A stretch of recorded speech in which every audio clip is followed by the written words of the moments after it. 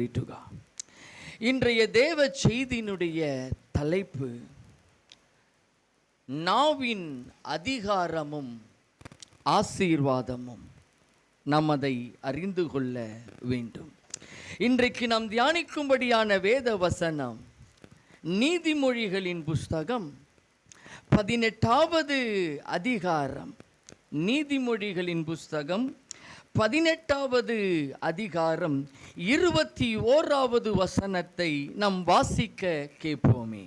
மரணமும் ஜீவனும் நாவின் அதிகாரத்தில் இருக்கும், அதில் பிரியப்படுகிறவர்கள் அதன் கனியை புசிப்பார்கள். அல்லேலூயா. இந்த வசனத்தை மேற்கொண்டு தான் நாம் தியானிக்க போகிறோம்.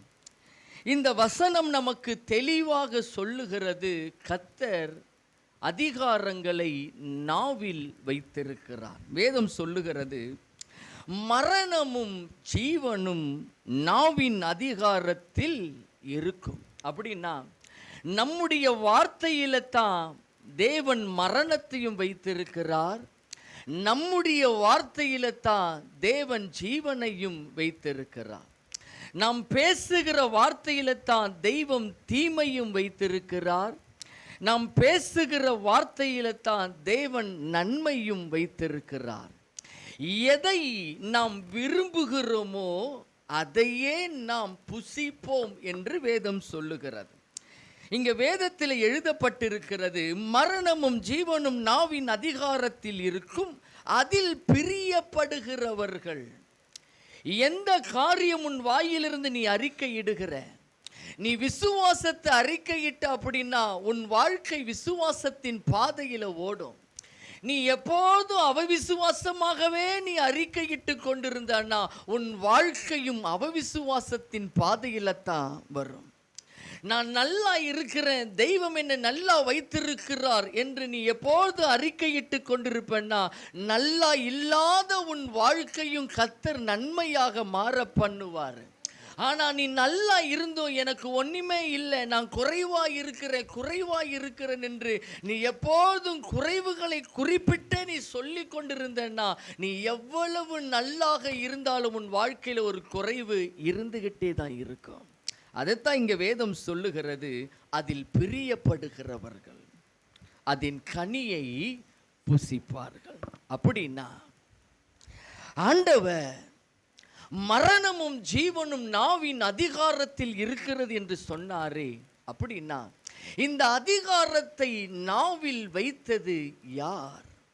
இந்த அதிகாரத்தை தந்தவர் யார்? வேதம் சொல்லுகிறது, யாத்திராகமத்தின் புஸ்தகம் 4வது அதிகாரம். யாத்திராகமம் 4வது அதிகாரம் 11வது வசனத்தை வாசிக்க கேட்போம். அப்பொழுது கர்த்தர் அவனை நோக்கி, மனுஷனுக்கு வாயை உண்டாக்கினவர் யார்? ஊமையானையும் செவிடனையும் பார்வை உள்ளவனையும் குருடனையும் உண்டாக்கினவர் யார்? கர்த்தராகிய நான் அல்லவா? அப்படின்னா கர்த்தர் தான் நமக்கு எல்லாவற்றையுமே உண்டாக்கி இருக்கிறாரு. உனக்கு நாவை உண்டாக்கினவர் அவர்தான். அப்படின்னா அந்த நாவில் அதிகாரத்தை கொடுக்கிறதும் அவர்தான். நீ எதை பேசுறியோ அப்படியே உன் வாழ்க்கையில் நடந்து வரும் என்பதை உனக்கு நிரூபித்து காண்பிக்கும்படி அந்த அதிகாரத்தை உன் நாவில தான் தெய்வம் வைத்திருக்கிறார். அல்லேலூயா. நாம் அதை ஒவ்வொரு காரியத்தை அறிந்து கொள்ளணும். நாவில் எப்படி அதிகாரம் உண்டு? நீங்க என்ன காரியத்தை அறிக்கை இடுகிறீர்களோ அப்படியே தெய்வம் செய்வார். எப்படி? அதை நாம் அறிந்து கொள்ள வேண்டும். ஆதியாகமத்தின் புஸ்தகம் 1வது அதிகாரம். ஆதியாகமத்தின் புஸ்தகம் 1வது அதிகாரம் 27, 28 வசனத்தை வாசிப்போம். தேவன் தம்முடைய சாயலாகவே மனுஷனை சிருஷ்டித்தார். மனுஷனை உண்டாக்கினது அவர்தான். அவனுக்கு வார்த்தைகளை உண்டாக்கினது அவர்தான். அவனுக்கு நாவையும் வாயும் உண்டாக்கினது அவர்தான். அதைத்தான் இங்க வேதம் சொல்லுகிறது. தேவன் தம்முடைய சாயலாக மனுஷனை சிருஷ்டித்தார். அவனை தேவ சாயலாகவே சிருஷ்டித்தார். அவனை தேவ சாயலாக. அவர் எப்படி இருக்கிறாரோ அவ்வண்ணமாக, அவர் எப்படி இருக்கிறாரோ அப்படியே மனுஷனை சிருஷ்டிக்கிறாரு. அவனை தேவ சாயலாகவே சிருஷ்டித்தார். ஆணும் பெண்ணுமாக அவர்களை சிருஷ்டித்தார். ஆணும் பெண்ணுமாக அவர்களை சிருஷ்டித்தார். வாசிப்போம். பின்பு தேவன் அவர்களை நோக்கி நீங்கள் பலுகி பெருகி பூமியை நிரப்பி அதை கீழ்ப்படுத்தி சமுத்திரத்தின் மச்சங்களையும் ஆகாயத்து பறவைகளையும் பூமியின் மேல் நடமாடுகிற சகல ஜீவ ஜந்துக்களையும் ஆண்டு கொள்ளுங்கள் என்று சொல்லி தேவன் அவர்களை ஆசீர்வதித்தார். அப்படின்னா ஒரு பெரிய அதிகாரத்தை மனுஷன் கையில கொடுக்கிறாரு. சகலத்தையும் உண்டாக்கினவர், பூமியை உண்டாக்கினார், மரங்கொடிகளை உண்டாக்கினார், விலங்குகளை, சகல மிருக ஜீவன்களை உண்டாக்கி இவைகள் எல்லாவற்றையும் மனிதனுடைய கைகளில கொடுத்து இவைகளை ஆண்டு கொள்ளுங்கள். அப்படின்னா அவன் என்ன சொல்லுகிறானோ அதுக்கு அது கீழ்ப்படியும். ஆண்டு கொள்ளுங்கள் என்று சொன்னா அதற்கு அது கீழ்ப்படியதுக்கு பேரு தான் ஆண்டு கொள்ளுங்கள் என்று வேதம் சொல்லுகிறது. அப்போ தெய்வம் எல்லாவற்றையும் அவன் கையில கொடுத்திருக்கிறார் என்பதை எப்படி நாம் தெரிந்து கொள்ள முடியும்?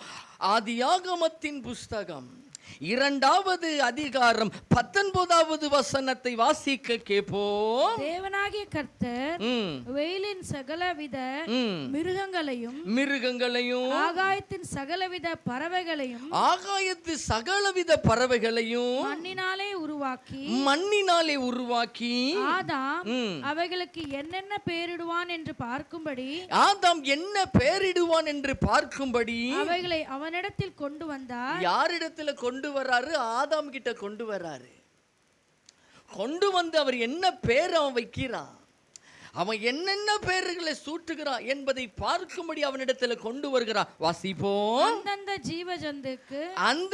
ஜீவ ஜந்துக்கு ஆதாம் எந்தெந்த பேரிட்டானோ என்ன பேரிட்டானோ அதுவே அதற்கு பேராயிற்று. அப்படின்னா இன்றைய காலகட்டத்தில் இருக்கிற விலங்குகளுக்கு பேரிட்டவன் அவன்தான். அவன் என்ன பேரிட்டானோ அது அப்படியே ஆயிற்று. அப்ப அந்த அதிகாரத்தை அவன் கையில கொடுக்கிறது தெய்வம். அப்படின்னா மனுஷனுடைய நாவுகளில தெய்வம் அதிகாரத்தை வைத்திருக்கிறார். அந்த அதிகாரத்தை நீ நன்மையில பிரயோஜனப்படுத்தினா உனக்கு நன்மை உண்டாகும், அதை தீமையாய் பிரயோஜனப்படுத்தினா தீமை வரும். அல்லேலூயா, அல்லேலூயா. உன் சரீரம் பலகீனமா இருக்கும், உன் சரீரம் மிகுந்த பலகீனமா இருக்கும். நீ பலகீனத்தில் இருக்கிறியா? உன் அறிக்கை என்ன? எனக்கு பலகீனம் இல்லை, என்னை தெய்வம் சுகமாக்குவார், என்னை நல்லா வச்சிருப்பாரு.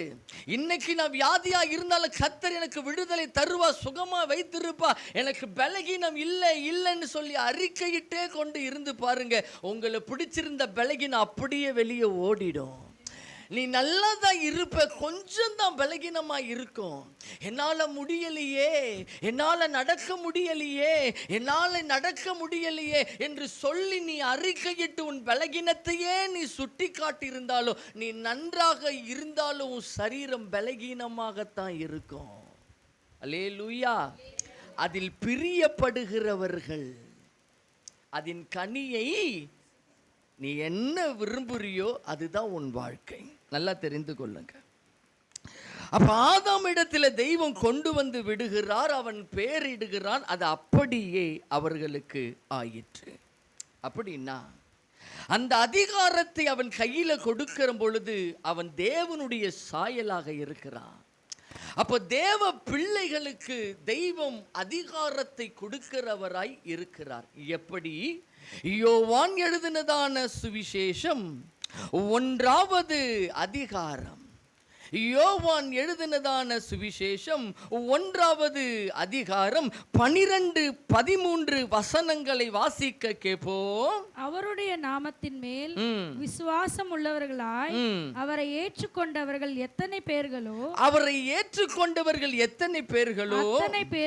அத்தனை பேர்களும் தேவனுடைய பிள்ளைகள் ஆகும்படி அவர்களுக்கு அதிகாரம் கொடுத்தார். அவர்களுக்கு அதிகாரத்தை கொடுத்திருக்கிறார். யாருக்கு? தேவ பிள்ளைக்கு.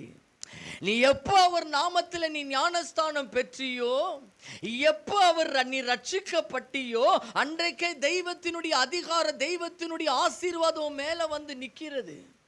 அப்ப தெய்வத்தினுடைய பிள்ளை என்கிற அதிகாரம் உனக்கு இருக்குது அப்படின்னா, உன் தகப்பன் எப்படி இருக்கிறாரோ பிள்ளையும் அப்படித்தான் இருக்கும். உன் தகப்பனாகிய தெய்வனாகிய கர்த்தர் எப்படி இருக்கிறாரோ அப்படித்தான் உன் பிள்ளையும் இருக்க வேண்டும் என்று சொல்லி தேவன் விருப்பப்படுவார். அல்லேலூயா, அல்லேலூயா. நீ அவருடைய பிள்ளையா இருக்கிறியா, உனக்குள்ள வந்து அவர் வாசம் பண்ணுவாரு, உனக்குள்ள வந்து தங்கி இருப்பாரு. எப்படி? 2 கொரிந்தியர் 6வது அதிகாரம் 15-16 வாசிக்க கேட்போமே. கிறிஸ்துவுக்கும் பேலியாருக்கும் இசைவேது அவிசுவாசத்துடனே அவிசுவாசியுடனே விசுவாசிக்கு பங்கேது. வாசிப்போம்.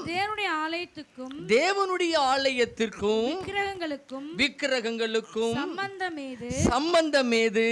நான் அவர்களுக்குள்ளே வாசம் பண்ணி அவர்களுக்குள்ளே உலாவி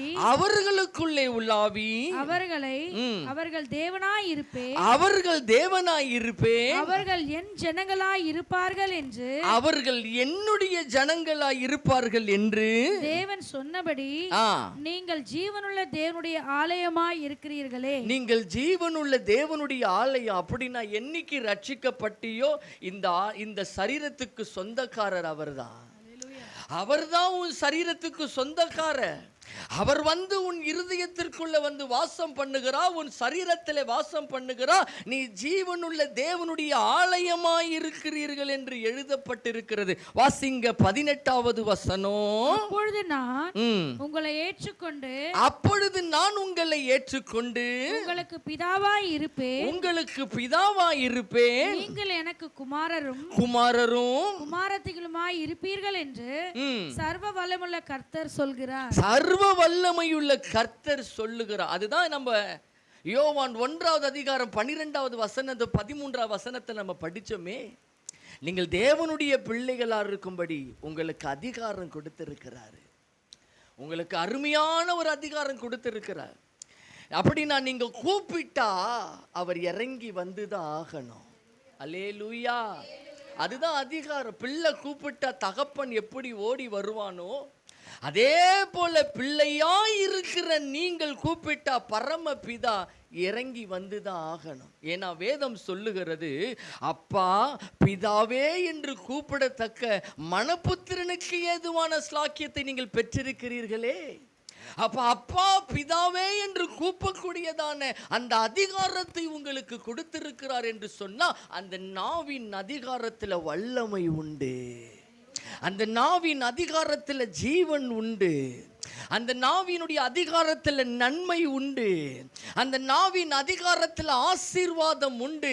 நீ எதை விரும்புகிறியோ அதை நீ பெற்றுக்கொள்ளுவாய். நல்லா தெரிந்து கொள்ளணும். மார்க்கு எழுதினதான சுவிசேஷம் 11வது அதிகாரம். மார்க்கு எழுதினதான சுவிசேஷம் 11வது அதிகாரம் 23-24 வசனங்களை வாசிக்க கேட்போம். எவனாகிலும் இந்த மலையை பார்த்து நீ பெயர்ந்து சமுத்திரத்திலே தள்ளுண்டு போ என்று சொல்லி தான் சொன்னபடியே நடக்கும் என்று தன் இருதயத்திலே சந்தேகப்படாமல் விசுவாசித்தால் அவன் சொன்னபடியே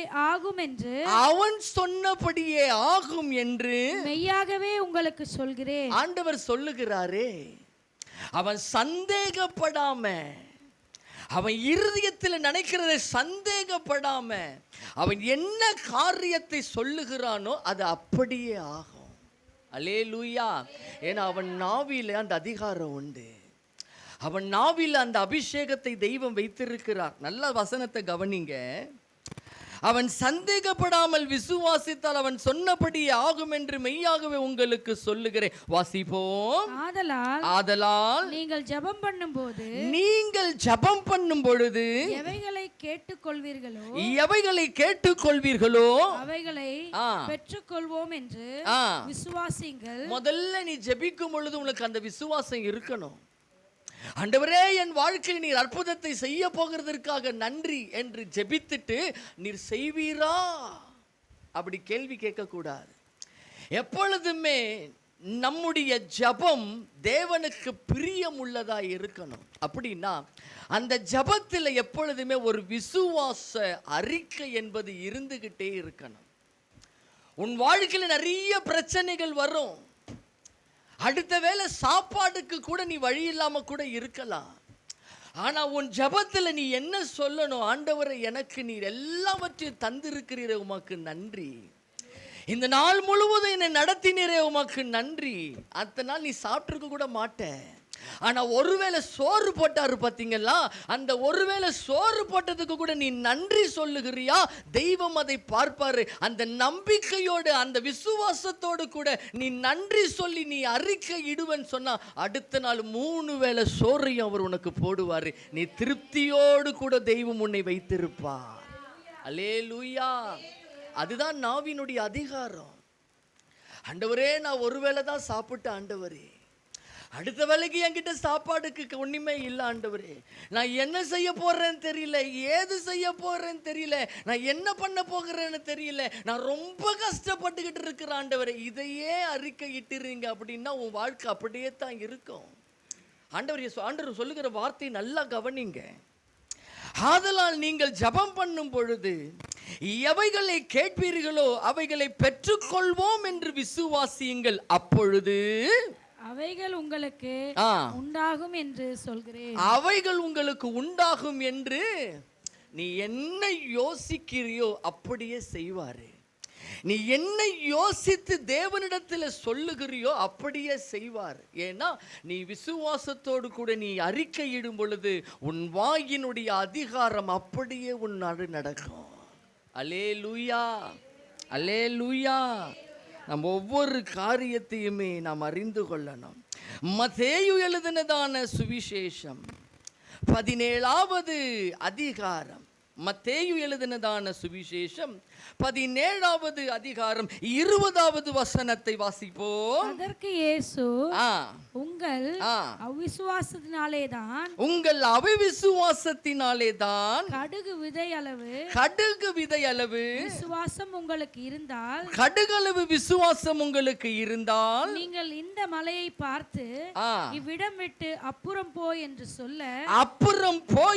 சொல்ல, அது அப்புறம் போம், உங்களால் கூடாத காரியம் ஒன்றுமிராது என்று. உங்களால் கூடாத காரியம், தேவனால கூடாத காரியம் ஒன்றும் இல்லை என்று தான் நம்ம வாசிச்சிருக்கிறோம். ஆனா என் ஆண்டவர் இயேசு கிறிஸ்து சொல்லுகிறார், உங்களால் கூடாத காரியம் ஒன்றுமில்லை என்று மெய்யாகவே உங்களுக்கு சொல்லுகிறேன். அல்லேலூயா. அப்படின்னா நீ என்ன சொல்லுகிறியோ அதை செய்வாரு. நீ என்ன நினைக்கிறியோ அதை செய்வாரு.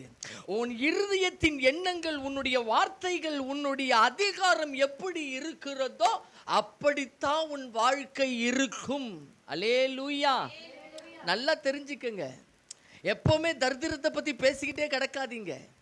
எனக்கு இது இல்லை, அது இல்லை, அப்படி இல்லை, இப்படி இல்லை பேசிக்கிட்டே இருக்காத.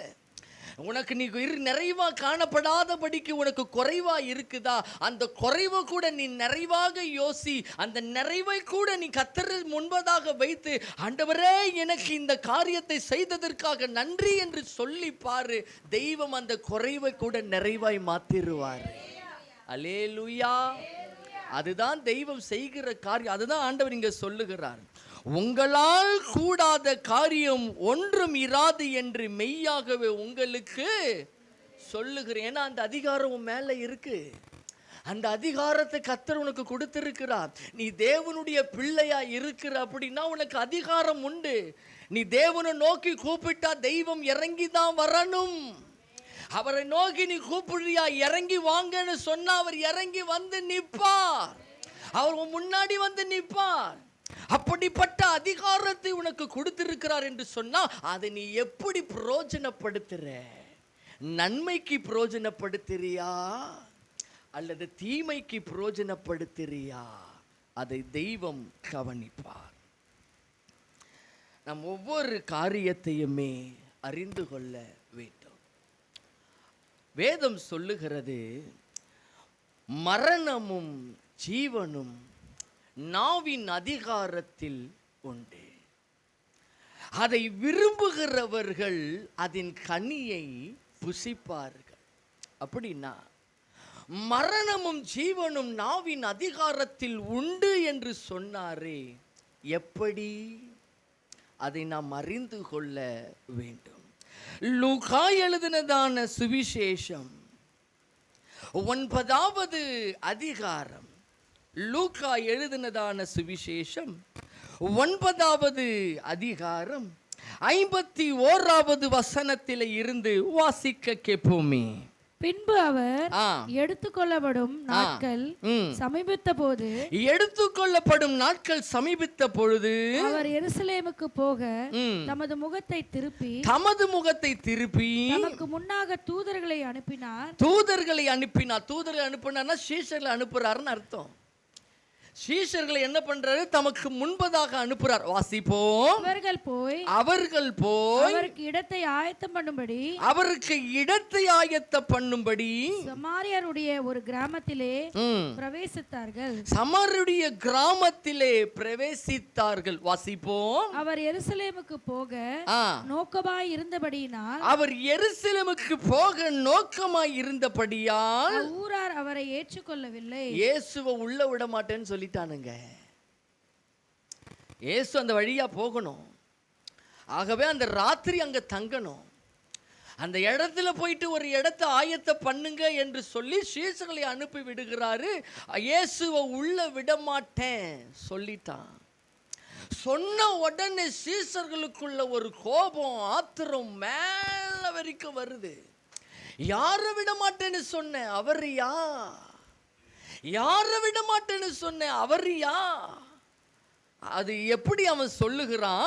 54வது வசனம். சீஷராகிய யாக்கோபும் யோவானும் அதை கண்ட பொழுது ஆண்டவரே, எலியா செய்தது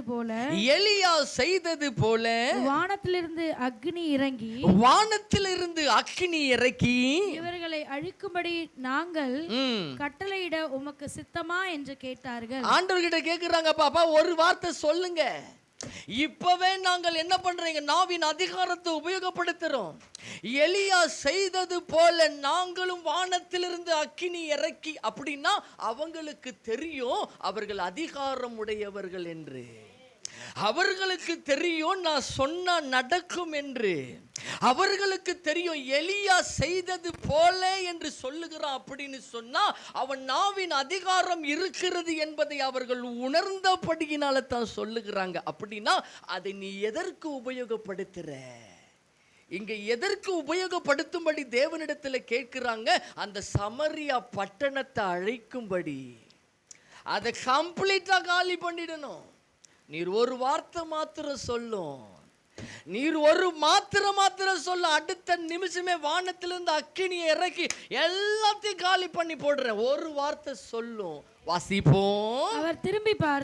அவர் திரும்பி பார்த்து நீங்கள் என்ன ஆவி உள்ளவர்கள் என்பதை அறியீர்கள் என்று அதட்டி. ஏன் அதட்டினாரு? நீ எசக புசக ஏதாவது பேசி போட்டனா அது அப்படியே நடந்து போயிடும். அவங்க இருக்க கூடாதுன்னு நீ சொல்லி நீ அதிகாரத்தை நீ உபயோகப்படுத்திட்டியா? இப்பவே வானத்திலிருந்து அக்கினி இறங்கி இவங்க எல்லாத்தையும் காலி பண்ணுன்னு சொல்லிட்டியா? அது அப்படியே ஆயிடும். அதனால தான் இயேசு சொல்லுகிறார், நீ என்ன ஆவி உடையவர்கள் என்பதை அறியீர்கள். இன்னைக்கு பல நேரங்களில் நம்ம கிறிஸ்துவினுடைய ஆவியை பெற்றிருக்கிறோம். கிறிஸ்து நமக்குள்ள வாசமாய் இருக்கிறார். பரிசுத்த ஆவியானவரால் வழிநடத்தப்படுகிறோம் என்பதையே அநேக நேரத்தில் மறந்துட்டு இஷ்டத்துக்கு பேசுறோம். நமக்கு ஒருத்தர் விரோதமா வந்துட்டாங்களா, ஆண்டவரே அவர்களை மன்னியும். அதுதான் நம்ம வார்த்தை. அவங்கள காலி பண்ணி போடும் ஆண்டவர் என்று சொல்லுகிறது அல்ல. ஏன்னா வேதம் சொல்லுகிறது, பழி வாங்குதல் எனக்குரியது, உனக்குரியது அல்ல. அப்படின்னா பழிக்கு பழி வாங்க தெய்வம் நம்மளை தெரிந்து கொள்ளல. ஒருத்தர் நமக்கு விரோதமாக எழும்பி நிற்கிறாங்களா, நாம் சொல்லுகிற வார்த்தை, தெய்வமே அவர்களை ஆசீர்வதியும், ஆண்டவரே அவர்களை ஆசீர்வதியும், தெய்வமே அவர்களை மன்னியும் சொல்லி பாரு. கர்த்தர் உன் வார்த்தையின்படி அவங்க வாழ்க்கையை மாற்றுவா. அவர்கள் தெய்வனை அறிந்து கொள்ளும்படிக்கு செய்வாரு. அல்லேலூயா, அல்லேலூயா. இங்க சீஷர்களுக்குள்ள ஆத்திரம், கோபம் வருது, அழித்து போட வேண்டும் என்று நிற்கிறாங்க. இயேசு அவர்களை அதட்டி என்ன சொன்னாரு தெரியுமா? வாசிப்போம். மனுஷகுமாரன் மனுஷனுடைய ஜீவனை அழிக்கிறதற்கு அல்ல ரட்சிக்கிறதற்கே வந்தார் என்றார். அதன் பின்பு அவர்கள் வேறொரு கிராமத்துக்கு போனார்கள். அப்படின்னா அவர் எதிர்த்து நிக்கலன்னு அர்த்தம். உள்ள சேர்க்க மாட்டேன்னு சொன்ன உடனே அவர் எதிர்த்து நிக்கல. இங்க சேர்க்கலையா, நான் இன்னொரு கிராமத்துக்கு போறேன். என்னைக்குமே முட்டிக்கிட்டு நிக்க கூடாது, போராடிக்கிட்டு நிக்க கூடாது.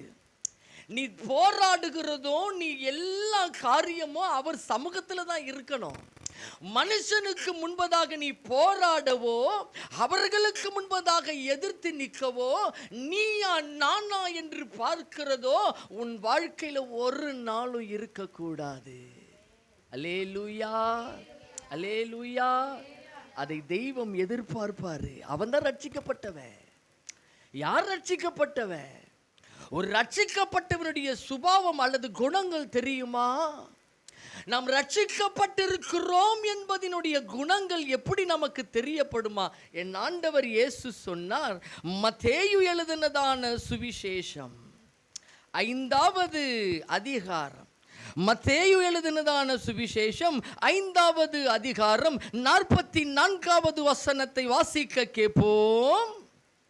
நான் உங்களுக்கு சொல்லுகிறேன், உங்கள் சத்துருக்களை சிநேகியுங்கள், உங்களை சபிக்கிறவர்களை ஆசீர்வதியுங்கள், உங்களை பகைக்கிறவர்களுக்கு நன்மை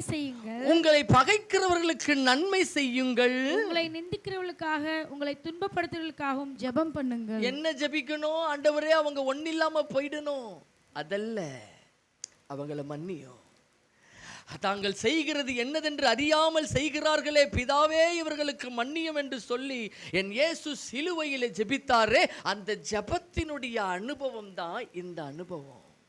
அவர்களை மன்னியும், அவர்களை மன்னியும், அவர்களை மன்னியும். அந்த அதிகாரத்தை உன் நாவினால் அறிக்கை இடுகிறியா? அந்த வார்த்தையை உன் நாவினால் அறிக்கை இடுகிறியா? அப்படியே கர்த்தர் செய்வாரு, அப்படியே கர்த்தர் செய்வாரு. உனக்கு விரோதமா நிக்கிறவங்க கூட உனக்கு தோழனாய் மாறும்படிக்கு தெய்வம் செய்து விடுவார். அல்லேலூயா. அதுதான் அதிகாரம், அதுதான் கர்த்தர் நமக்கு கொடுத்திருக்கிற அதிகாரம். அதை எப்பொழுதுமே தவற உபயோகப்படுத்திடாதீங்க. அதனால தான் மரணமும் ஜீவனும் நாவின் அதிகாரத்தில் உண்டு. அதில் பிரியப்படுகிறவர்கள் அதன் கனியை புசிப்பார்கள் என்று எழுதப்பட்டிருக்கிறது. அப்படின்னா இங்க சீஷர்கள் பிரியப்படுகிறது என்ன? அந்த தேசம் அழிஞ்சிடணும், அந்த கிராமம் ஒன்னில்லாம போயிடணும். ஆனா இயேசு கிறிஸ்துவினுடைய எண்ணம் என்ன? மனுஷகுமாரன் மனுஷனை அழிக்கிறதற்காக அல்ல, ரட்சிக்கிறதற்காக வந்திருக்கிறார் என்று சொன்னா, அந்த சமரியா பட்டணத்துல ஒரு பெரிய ரட்சிப்பை தெய்வம் வைத்திருக்கிறார் என்று அர்த்தம். அல்லேலூயா. அந்த சமரியா பட்டணத்தின் மேல கர்த்தருடைய ஒரு நோக்கம் இருக்கிறது. அப்படின்னா இவருடைய நாவினுடைய அதிகாரம் என்ன? அந்த தேசம் ரட்சிக்கப்படணும், அந்த கிராமம் ரட்சிக்கப்படணும். எப்படி ரட்சித்து கொண்டு வந்தாரு?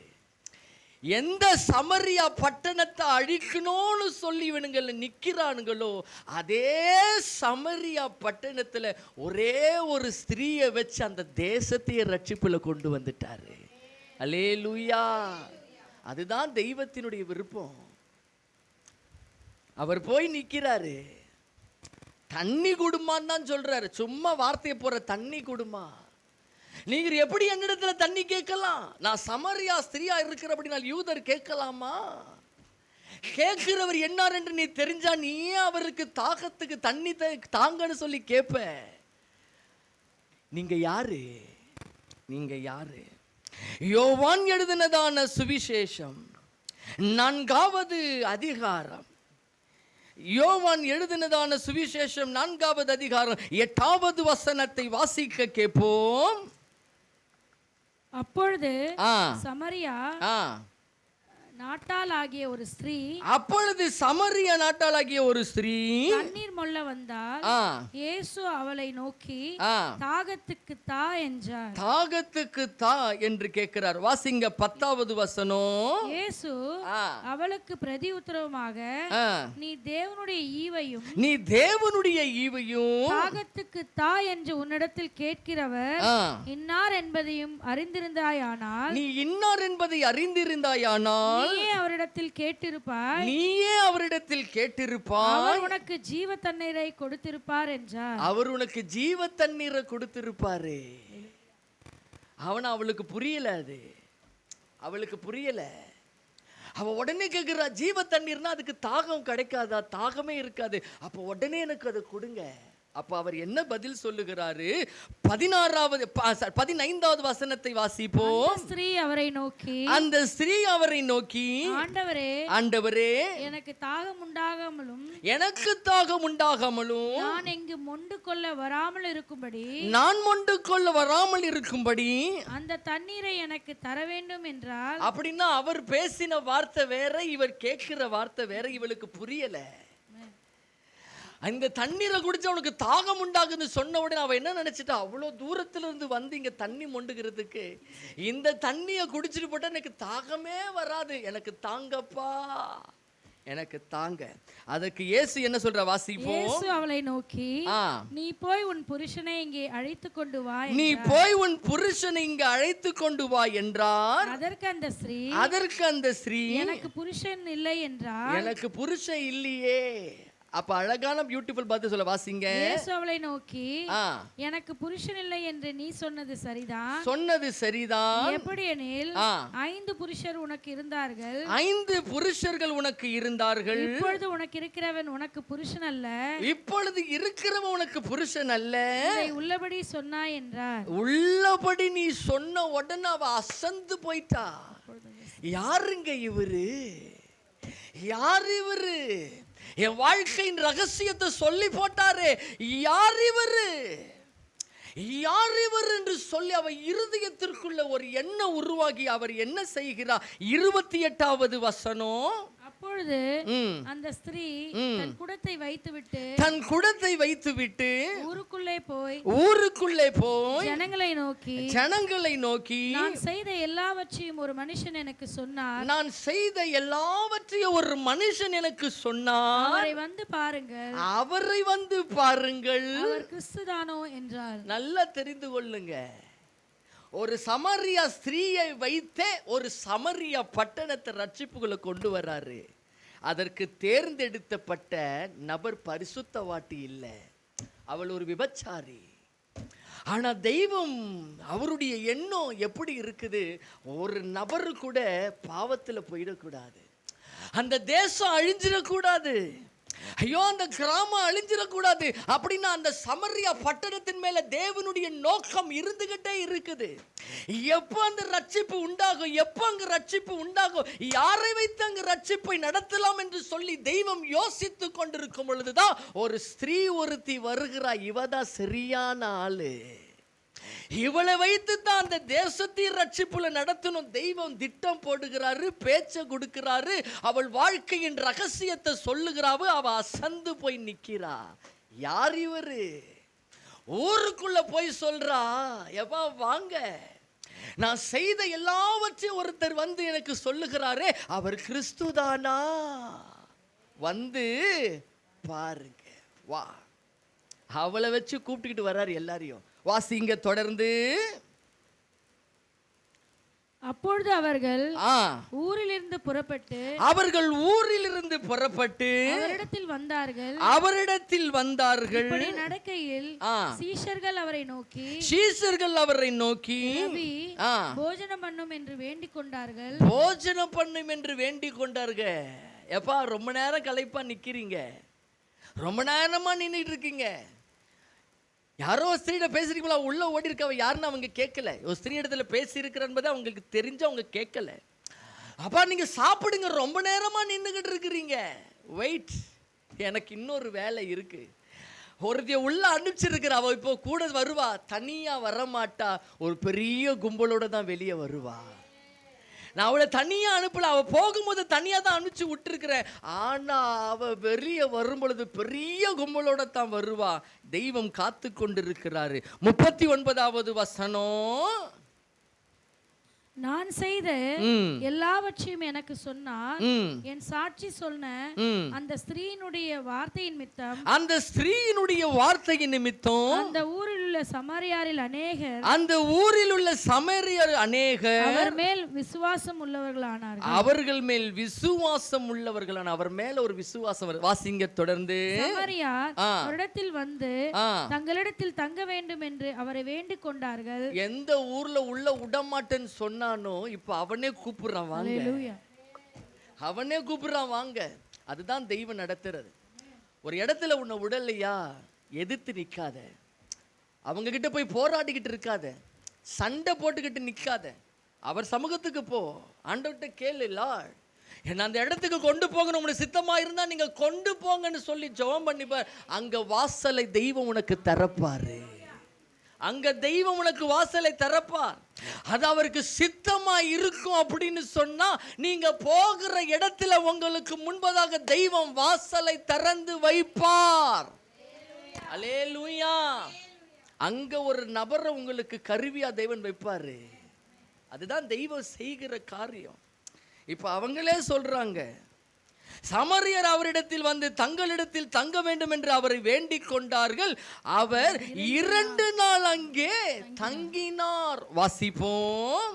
அப்பொழுது அவருடைய உபதேசத்தின் நிமித்தம், அவருடைய உபதேசத்தின் நிமித்தம் அநேக பேர் விசுவாசித்து, இன்னும் அநேகர் பேர் விசுவாசித்து அந்த ஸ்திரீயை நோக்கி சொல்லின் நிமித்தம் அல்ல, உன்னுடைய சொல்லின் நிமித்தம் அல்ல. வாசிப்போம். அவருடைய உபதேசத்தை நாங்களே கேட்டு அந்த வார்த்தையை நாங்களே கேட்டோம். ஐயா, அவர் பேசுற வார்த்தையை நாங்களே கேட்டோமே, அவர் சொன்ன வார்த்தைகளை நாங்களே கேட்டோமே என்று சொல்லி வாசிப்போம். அவர் மெய்யாய் கிறிஸ்துவாகிய உலக இரட்சகர் என்று, அவர் மெய்யாகிய கிறிஸ்துவாகிய உலக இரட்சகர் என்று அறிந்து விசுவாசிக்கிறோம் என்றார்கள். விசுவாசிக்கிற அப்படின்னா சமரியா பட்டணமே இப்ப அவருக்கு முன்னாடி வந்து உட்கார்ந்துட்டு இருக்குது. அல்லேலூயா. மனுஷகுமாரன் மனுஷனை அழிக்கிறதற்காக அல்ல, ரட்சிக்கிறதற்காகவே வந்திருக்கிறார் என்று சொன்னா, உன் நாவின் வார்த்தை அப்படி இருக்கணும், உன் நாவின் வார்த்தை அப்படி இருக்கணும். நீ சில நேரங்களில் சொல்லுகிற வார்த்தையை மற்றவங்க கேட்க மாட்டாங்க, நீ கேட்கவே மாட்ட, உருப்பட மாட்டேன்னு சொல்லக்கூடாது. ஒரு நாள் கேட்கும்படிக்கு தெய்வம் வைப்பார், தெய்வம் செய்வார் என்கிற அந்த நம்பிக்கை, அந்த விசுவாசம், அந்த எண்ணத்தோடு கூட நீ அறிக்கையிட்டு கொண்டிருந்த அப்படின்னா தெய்வம் நிச்சயம் செய்வார், ஆண்டவர் நிச்சயம் செய்வார். அல்லேலூயா, அல்லேலூயா. நாவின் அதிகாரத்தில் தான் மரணமும் ஜீவனும் உண்டு. அதை விரும்புகிறவர்கள் அதன் கனியை புசிப்பார்கள். போகட்டும். நம்பர் 2, இரண்டாவது. இன்னைக்கு 2 காரியத்தை மாத்திரம் பார்த்துட்டு மீதி காரியங்களை அடுத்த வாரம் நம்ம பார்க்கலாம். நம்பர் 2, மத்தேயு எழுதினதான சுவிசேஷம் 8வது அதிகாரம். மத்தேயு எழுதினதான சுவிசேஷம் 8வது அதிகாரம் 23 25 வசனங்களை வாசிக்க கேட்போம். அவர் படவில் ஏறின பொழுது சீஷர்கள் அவருக்கு பின் சென்று ஏறினார்கள். அப்பொழுது படவு அலைகளினால் மூடப்பட்டத்தக்கதாய் கடலில் பெருங்காற்று உண்டாயிற்று. அவரோ நித்திரையா இருந்தா அப்படின்னா படுத்துக்கிட்டு இருக்காருன்னு அர்த்தம். அவர் ரெஸ்ட் எடுக்கிறதெல்லாம் பிரயாணத்துல தான், மற்ற நேரத்தில் அவருக்கு ரெஸ்டே கிடையாது. ரெஸ்ட் எடுக்கணும்னு சொல்லி ஒரு இடத்துக்கு போனாலும் அங்க வந்து ஒரு பெரிய கூட்டம் வந்து நின்றோம். அப்ப இந்த மாதிரி பிரயாணத்துல தான் இயேசு ரெஸ்ட் எடுக்கிறாரு. வேதம் சொல்லுகிறது, அவர் படவில் ஏறின பொழுது அவருடைய சீஷர்கள் அவருக்கு பின் சென்று ஏறினார்கள். அப்பொழுது படவு அலைக்கலைகளில் மூடப்படத்தக்கதாய் கடலில் பெருங்காற்று உண்டாயிற்று. அவரோ நித்திரையாய் இருந்தார். வாசிப்போம். அப்பொழுது அவருடைய சீஷர்கள் வந்து அவரை எழுப்பி ஆண்டவரே எங்களை ரட்சியும் மடிந்து போகிறோம் என்கிறார்கள். அப்படின்னா அவங்க இருதயத்திற்குள்ள ஒரு பயத்துக்குள்ள வந்துட்டாங்க. ஒரு பக்கம் காத்து அடிக்குது, இன்னொரு பக்கம் கடல் கொந்தளிக்குது. அவங்க போகிற கப்பல் உடையத்தக்க முழுங்கத்தக்க சம்பவம் நடக்குது. இதை பார்க்கும் பொழுது அவர்கள் இருதயத்திற்குள்ள ஒரு பயம், ஒரு நடுக்கம் உண்டாக்கப்படுகிறது. ஐயோ, நம்ம செத்துருவோமோ, அவ்வளவுதான், நம்ம சாக போகிறோம், அவ்வளவுதான், நம்ம வாழ்க்கை முடிய போகிறது என்று சொல்லி அவர்கள் பயந்து போய் அவரை வந்து எழுப்புறாங்க. ஆண்டவரே எங்களை ரட்சியும், மடிந்து போகிறோம் என்றார்கள். வாசிப்போம். அதற்கு அவர் அற்ப விசுவாசிகளே. ஏன் சொன்னாரு? நடக்கிற சம்பவம் தெரியுது இல்லையா? அவரும் அதே படகுல தான் போகிறாரு. காற்றும் கடலும் கொந்தளிக்கிறது, படகு உடையத்தக்க தண்ணி மேல வந்து இவங்க பயப்பட்டு கொண்டு இருக்கிறாங்க. அதே தண்ணி தான் இவர் மேலையும் படுகிறது. ஆனா இவர் படுத்துக்கிட்டே இருக்கிறாரு. அதை குறித்து பயப்படல, அதை குறித்து கொஞ்சம் கூட அவர் திகைக்கல, அதை குறித்து கொஞ்சம் கூட அவர் கவலைப்படல. ஐயோ, நம்ம செத்துருவோமோ. நல்லா தெரிஞ்சுக்கங்க, படகு உடைஞ்சி அந்த படகு உள்ள போய் எல்லாரும் முழுங்கிட்டாங்க அப்படின்னா இயேசுவும் தண்ணியில தான் கிடப்பார். அவர் மட்டும் அப்படியே பறந்துக்கிட்டு இவங்க எல்லாம் தண்ணியில விழுந்துக்கிட்டு கவலைப்படாதீங்க அப்படி சொல்ல மாட்டாரு. அவங்களும் தண்ணிக்குள்ள போனாங்கன்னா இவரும் தண்ணிக்குள்ள போய் தான் ஆகணும். ஏன்னா அதே படகுல தான் இவரும் படுத்துக்கிட்டு இருக்கிறாரு. இவங்க முழுகினாங்கன்னா இவர்கள் மடிந்து போக சூழ்நிலை ஏற்பட்டது அப்படின்னா இயேசுவும் உள்ள போய் தான் ஆகணும். ஆனா யாரு கூட இருக்கிறாய் என்பதை அவர்கள் பல நேரங்கள்ல மறந்து விடுகிறாங்க. இன்னைக்கு நிறைய நேரத்துல இயேசு கூட தான் இருக்கிறன்னு சொல்லுவாரு. ஆனா அவரை கூட வைத்துக்கிட்டே அநேக காரியங்களை குறித்து நம்ம திகைத்து கொண்டிருக்கிறோம், பயப்பட்டு கொண்டிருக்கிறோம், கலங்கி கொண்டிருக்கிறோம். என் வாழ்க்கை அவ்வளவுதானான்னு சொல்றியே, உன் வார்த்தையின்படியே ஆகும். அவ்வளவுதானே என் வாழ்க்கை, நான் செத்துருவனோ, அவ்வளவுதான், எனக்கு முடிஞ்சு போச்சு, இந்த வியாதியில நான் செத்துருவேனோ, அல்லது இந்த மரணம் என்ன தூக்கிக்கிட்டு போயிடுமா, என் வாழ்க்கை முடிஞ்சு போச்சா, என் வாழ்க்கை இப்படியே தான் இருக்குமா? நல்லா தெரிஞ்சுக்கங்க, நீ விசுவாசத்தின் பாதைக்குள்ள போகணும் அப்படின்னா அந்த விசுவாசத்துல போராட்டம் வந்து தான் தீரும். உன் விசுவாசம் ஒரு படகு மாதிரி தான். அது காற்றில் அடிபடும், அது கடலில் கொந்தளிக்கும், உன் படகு ஆடும், சில நேரங்களில் விரிசல் விடும், சில நேரங்களில் தண்ணி மேல வந்து நிற்கும், நீ அசைந்து கொண்டே தான் போக வேண்டும். ஐயோ, விழுந்துருவேனோ நினைச்சுக்கிட்டே இருந்தேன்னா டம்முன்னு தண்ணியில விழுந்துருவேன். ஆனாலும் நான் விழுந்தாலும் என் கூட கர்த்தர் இருக்கிறாரு, என்னை கைவிட மாட்டாரு, இந்த சூழ்நிலையிலிருந்து என்னை பாதுகாப்பாரு, இந்த சூழ்நிலையிலிருந்து என்னை தூக்கி விடுவாரு, என் கூட அவர் இருக்கிற வரைக்கும் நான் விழமாட்டேன்னு சொல்லி அறிக்கையிட்டே பாருங்க. எவ்வளோ பெரிய பிரச்சனை வந்தாலும் நீ தூக்கி தாப்புல கர்த்தர் உட்கார வைப்பாரு. அல்லேலூயா. அதுதான் தெய்வத்தினுடைய காரியம். இன்னைக்கு அந்த அறிக்கை நம்ம கிட்ட கிடையாது. அப்படிப்பட்ட ஒரு அறிக்கை எண்ணுகிற ஒரு எண்ணம் நம்ம கிட்ட கிடையாது. அதைத்தான் வேதம் சொல்லுகிறது. அதற்கு அவர் அற்ப விசுவாசிகளே ஏன் பயப்படுகிறீர்கள் என்று சொல்லி எழுந்து காற்றையும் கடலையும் அதற்றினார். மிகுந்த அமைதல் உண்டாயிற்று. இது நடக்கிறதுக்கு முன்னாடி அவர் சொல்ற வார்த்தை அற்ப விசுவாசியே. ஏன் சொன்னாரு தெரியுமா? அதையும் தெரிஞ்சுக்கங்க. ஏன் சொன்னாரு தெரியுமா? அற்ப விசுவாசி ஏன் திட்டினாரு தெரியுமா? இவர் எழுந்து என்ன செஞ்சாரு? இவர் எழுந்து என்னங்க செஞ்சாரு? காற்றையும் கடலையும் அதே அதிகாரம் தான் அவனுங்களுக்கும் உண்டு. எலியா செய்தது போல நாங்களும் செய்யட்டுமா என்று கேட்கும் போது இருந்த அதிகாரம், தான் பெற்றிருக்கிற அதிகாரம், ஒருத்தனை அழிக்கிறதற்கு உபயோகப்படுத்தக்கூடிய அதிகாரம் இன்னைக்கு காப்பாத்துகிறதுக்கு வரலையே. இவர் எழுந்து காற்றையும் கடலையும் அதற்றுகிறார் என்று சொன்னா எப்படி இவருக்கு அது கீழ்ப்படுகிறதோ அப்படியே தான் இவனுங்களுக்கும் அது கீழ்ப்படியும். அல்லேலூயா, அல்லேலூயா.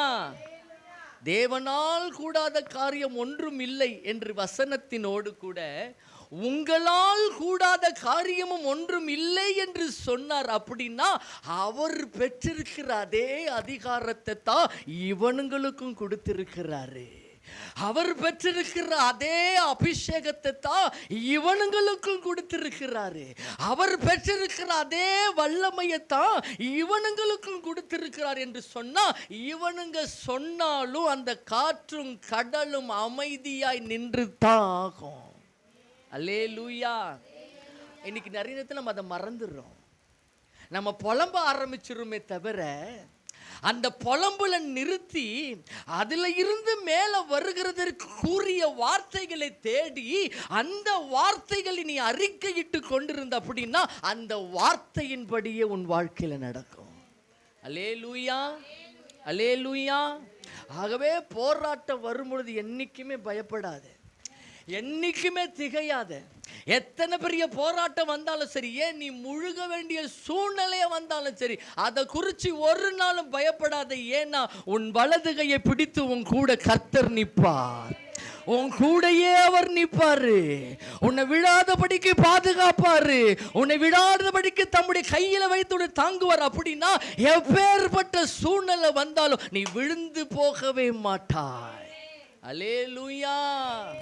அதுதான் தெய்வம் எதிர்பார்க்கிற வார்த்தை. அப்பேற்பட்ட வார்த்தை உன் இருதயத்துக்குள் எப்பொழுதுமே இருக்கும். நல்லா தெரிஞ்சுங்க, எப்பொழுதுமே நெகட்டிவா திங்க் பண்ணவே பண்ணாத.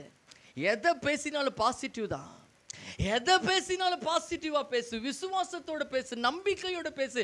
உன் கையில் 5 பைசா இருக்காது, ஆனாலும் தெய்வமே என்னை ஆசீர்வதித்ததற்காக நன்றி, என்னை ஆசீர்வாதமா வச்சிருக்கிறதற்காக நன்றி சொல்லி பாரு. கர்த்தர் உன் கையின் ஆசீர்வாதத்தை தருவார். தெய்வம் உன் கையின் கிரியைகளை ஆசீர்வதிப்பாரு. தெய்வத்தினுடைய மகத்துவமே நீ அறிக்கை இடுகிறத நெகட்டிவாக அல்ல, பாசிட்டிவா நீ அறிக்கை இடும்போது கர்த்தர் அப்படியே செய்வார். அல்லேலூயா, அல்லேலூயா. இன்றைக்கு ஆண்டவர் நம்மோடு கூட பேசுறாரு. உன் வாயில தான் அந்த அதிகாரத்தை வச்சிருக்கிறாரு. அதை அருமையாக பிரயோஜனப்படுத்துங்க. அதை நெகட்டிவா ஒரு நாள் பிரயோஜனப்படுத்தாது. ஏன்னா வேதம் சொல்லுகிறது, மரணமும் ஜீவனும் நாவின் அதிகாரத்தில் உண்டு, அதை விருப்பப்படுகிறவர்கள் அதன் கனியை. அப்படின்னா நீ ஆசீர்வாதத்தை விருப்பப்பட்டனா உன் வார்த்தை அப்படிதான் இருக்கணும். நீ சாபத்தை விருப்பப்பட்டுட்டியா உன் வார்த்தை அப்படிதான் இருக்கும். நீ எதை பேசுகிறியோ அப்படியே கர்த்தர் உன் வாழ்க்கையில தெய்வம் செய்வார். அல்லேலூயா, அல்லேலூயா. அப்படின்னா என்ன அர்த்தம்? இனி புலம்பாதன்னு அர்த்தம். இனி புலம்பாத.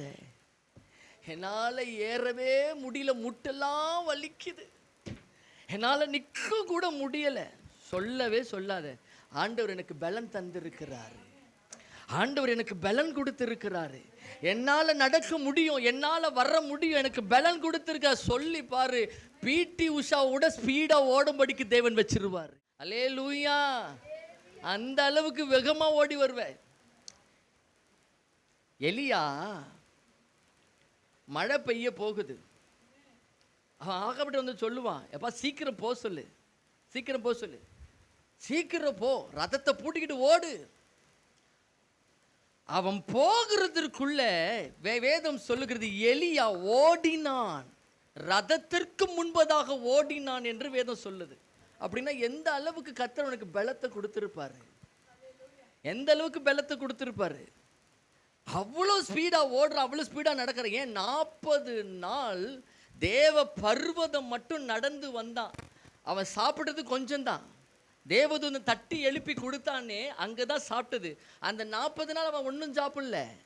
ஆனா சாப்பிட்ட அந்த பலத்தின் மூலமாக 40 நாள் தேவ பர்வதம் வரைக்கும் நடந்து வந்தான். அப்படின்னா எந்த அளவுக்கு அவனுக்கு பலன் இருந்திருக்கும். 40 நாளா? அவ்வளவு தூரமா? எப்படி என்னால முடியும்? ஆட்டோ அரேஞ்ச் பண்ணா நல்லா இருக்கும், இல்ல பைக்கு கூப்பிட்டு வந்தா நல்லா இருக்கும். ஐயோ, சர்ச்சை அவ்வளவு தூரம் கூட்டிக்கிட்டு போயிடாதீங்க. No no no no no no no. சொல்லிட்டோமா, நம்ம வாழ்க்கை அப்படித்தான் இருக்கும். நீங்க வேதத்தை எடுத்து வாசிச்சு பார்த்தீங்கன்னா நிறைய இன்ட்ரெஸ்டான காரியம்லாம் உண்டு. இன்ட்ரெஸ்டால ஆண்டவர் நிறைய பேசியிருப்பார். ஆண்டவர் என்ன பண்ணுவார், இஸ்ரவேல் ஜனங்களை வனாந்தரத்துல கூட்டிட்டு வந்துடுவார். கூட்டிக்கிட்டு வந்துட்டு அவரு அந்த டேபர்னக்கல், அதாவது அந்த கூடாரத்தை என்ன சொல்லுவார், பாளையத்துக்கு புறம்பே கொண்டு போய் போடுங்கள் சொல்லுவார். பாளையத்தில் போடாத, பாளையத்துக்கு புறம்பே என்று சொன்னா கிட்டத்தட்ட 2 கிலோமீட்டர் தூரம் நடக்கணும். எவ்வளவு தூரம் நடக்கணும்?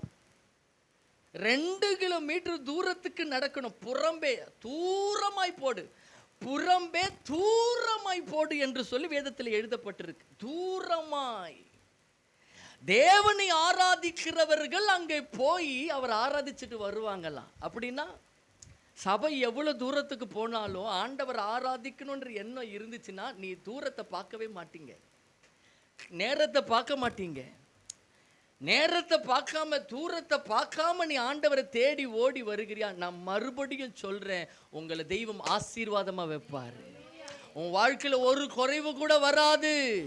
உன் வாழ்க்கையை தேவன் உயர்த்தி தான் கொண்டு வருவார். மற்றவர்கள் பார்க்கும்படிக்கு தெய்வம் உன்னை உயர்த்தி வைப்பார். எல்லாருடைய கண்களுக்கு நீ ஆச்சரியமா தெரிவ. அல்லேலூயா. அதைத்தான் தெய்வம் பார்ப்பாரு, அதைத்தான் தெய்வம் பார்ப்பார். கர்த்தர் இன்னைக்கு நம்மளோடு கூட பேசி இருக்கிறார். ஆண்டவருக்கு மகிமை. இந்த தேவ செய்தியினுடைய தொடர்ச்சி அடுத்த வாரம் இருக்கும். அல்லேலூயா.